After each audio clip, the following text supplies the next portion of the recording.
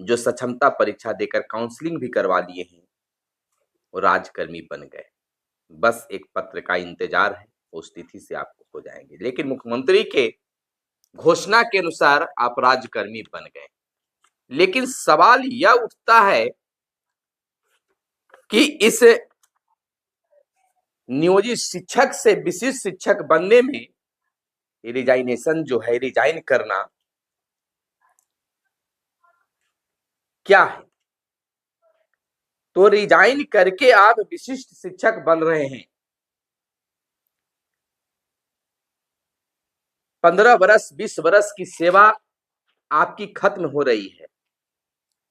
अब तक यह कुछ क्लियर नहीं हो पा रहा है, साफ नहीं हो पाया है कि विशिष्ट शिक्षक बनने वाले नियोजित शिक्षकों को सेवा निरंतरता का लाभ मिलेगा कि नहीं मिलेगा। इसका अब तक कोई पत्र या गाइडलाइंस जारी नहीं हुए। केवल सरकार अपनी ओर से कुछ बातें पब्लिश किए, बताया अगर आप नियोजित शिक्षक से विशिष्ट शिक्षक बन गए हैं या बनने वाले हैं, अगर ऐसा हो जाता है कि रिजाइन देकर आप विशिष्ट शिक्षक बने हैं या बनेंगे, तो समस्या क्या क्या उत्पन्न होगी, या आप भी समझ रहे होंगे, हम भी समझ रहे हैं। सबसे पहले जिनका अभी साल भर पूरा भी नहीं हुआ बीपीएससी शिक्षक, बीपीएससी से बहाल शिक्षक, उनसे आप जूनियर हो जाइएगा, क्योंकि आपकी नौकरी नई हो जाएगी। बड़ी समस्या है और कोई इस पर कुछ कहने के लिए, बोलने के लिए तैयार भी नहीं है। अगर आपका मुकदमा भी हुआ है, याचिका भी दायर किया गया है, तो वह ट्रांसफर पोस्टिंग को लेकर है। हालांकि एक सुनवाई हुई जिसमें 13 शिक्षकों की बातें आई।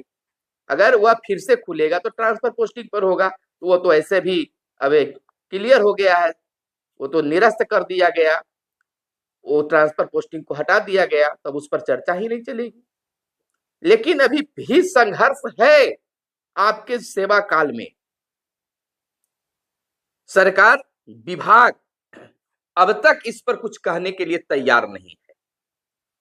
हालांकि जब भी कुछ होता है तो यह बिल्कुल साफ कर देना पड़ता है कि इनकी नौकरी क्या है, कैसी है, कब तक के लिए। लेकिन यह ऐसी नौकरी आपको मिल रही है, न पता चल रहा है कि नई नौकरी मिल रही है या पुरानी नौकरी। लेकिन नियुक्ति पत्र बांटना, देना, इसका मतलब होता है कि आपको नई नौकरी मिल रही है। मुख्यमंत्री अपने हाथों से इसका वितरण किए, तो नई नौकरी आपकी मिली है। रिजाइन करना है, अपने ही स्कूल में बने रहेंगे, लेकिन रिजाइन करके विशिष्ट शिक्षक, नियोजित शिक्षक से रिजाइन करके विशिष्ट शिक्षक बनेंगे, तो सेवा काल का तो लाभ नहीं मिल पाएगा, और नहीं मिल पाएगा तो दिक्कत है। लेकिन अगर अपनी बात हम बताएं तो यह एक साजिश मानी जा सकती है, धोखा है शिक्षकों के साथ में अगर नहीं मिलता है तो।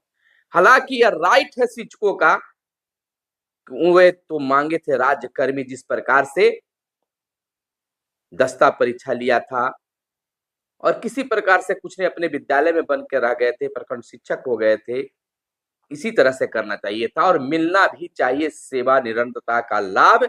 और नहीं तो पूरे सेवा काल में ये शिक्षक जो है अपने आप को कोसते हुए और सरकार को भी कोसता रहेगा, और इतिहास एक बन जाएगा कि शिक्षक जो है मौन धारण करके रिजाइन देकर अपना सब कुछ लुटा लिया। वही तो हुआ, आओ बैल, आ बैल मुझे मार। वही हुआ कि आइए मेरी नौकरी ले लीजिए। क्या कुछ उसमें बढ़ेगा? क्या मिलेगा? कितना वेतन बढ़ जाएगा? हमें तो लगता है कि नियोजित शिक्षक में ईपीएफ के जगह पर वहां जब विशिष्ट शिक्षक बनिएगा तो एनपीएस का लाभ मिलेगा, एक मोटी रकम जमा होगी। फिलहाल तो यही लाभ लुक रहा है। खैर कुछ भी लाभ हो, अब तो वहां चले गए हैं, जाएंगे भी और जाना भी अब मजबूर हो गए हैं। बहुत सारे लोग बचे हुए हैं।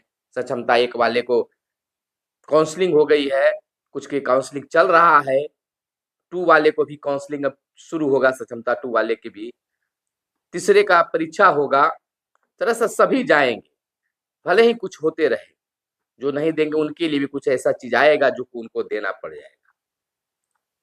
अगर सरकार जिस प्रकार से उदारता दिखाई है, बिहार के मुख्यमंत्री ने जिस प्रकार से शिक्षकों को सौगात तोहफा दिए हैं, तो यह भी एक क्लियर कर देना चाहिए, साफ कर देना चाहिए कि शिक्षक कोई रिजाइन देकर नहीं, बल्कि उनकी सेवा बरकरार रहेगी, सेवा मानी जाएगी, सेवा में कोई टूट नहीं होगी।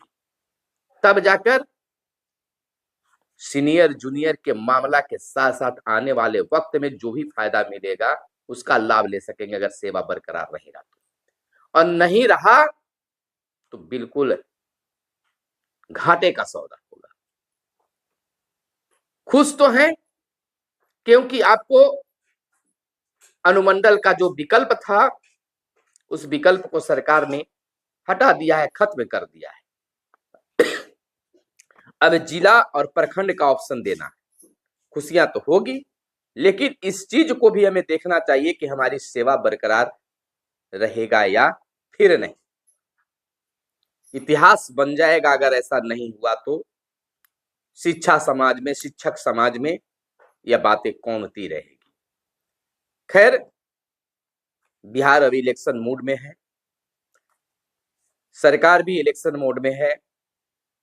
थोड़ी सी संघर्ष और आवाज बुलंद करने की जरूरत है, सेवा निरंतरता का भी लाभ मिलेगा, अन्यथा शून्य बट्टे सन्नाटा होगा। शिक्षक उधेड़बुन में अभी भी है ट्रांसफर को लेकर। आखिर यह ट्रांसफर किसका हो रहा है, और हो रहा है तो इस ट्रांसफर का लाभ हमें मिल पाएगा कि नहीं मिल पाएगा, यह भी कुछ क्लियर नहीं है। नियुक्ति पत्र तो मिल गया, सरकार ने, बिहार के मुख्यमंत्री नीतीश कुमार ने कह दिया कि जाइए नियुक्ति पत्र लीजिए और आप जिस स्कूल में उसी स्कूल में आप राज्यकर्मी बन गए। कहां कुछ हुआ? नियुक्ति पत्र मिल जाने से वो राज्यकर्मी बन गए? ना तो उसका कोई और पत्र निकला और ना ही कोई पे फिक्सेशन वाली बात हुई, ना ही प्राण वगैरह बनाने की प्रक्रिया शुरू हुई, ना ही एनपीएस वगैरह की बातें कुछ हुई। अब तक 1-2 दिन 3 दिन हो गए, इसके लिए कोई कदम नहीं उठाया जा रहा है, विभाग मौन है। पत्र भी निकाला गया तो एससीएस के माध्यम से ट्रांसफर पोस्टिंग का नहीं निकाला गया। इसमें बहुत कुछ राज और साजिश लग रहा है, जिसमें शिक्षक को सोचना चाहिए, समझना चाहिए और बिल्कुल जो है देखना चाहिए और इस पर आवाज बुलंद करना चाहिए सेवा निरंतरता को लेकर, और नहीं तो दिक्कत होगा।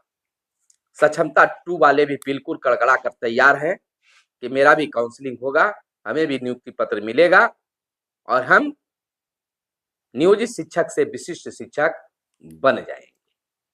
बनते जाइए। एक पक्ष, एक संख्या अभी भी रुका हुआ है कि हम नियोजित शिक्षक ही बन के रहेंगे।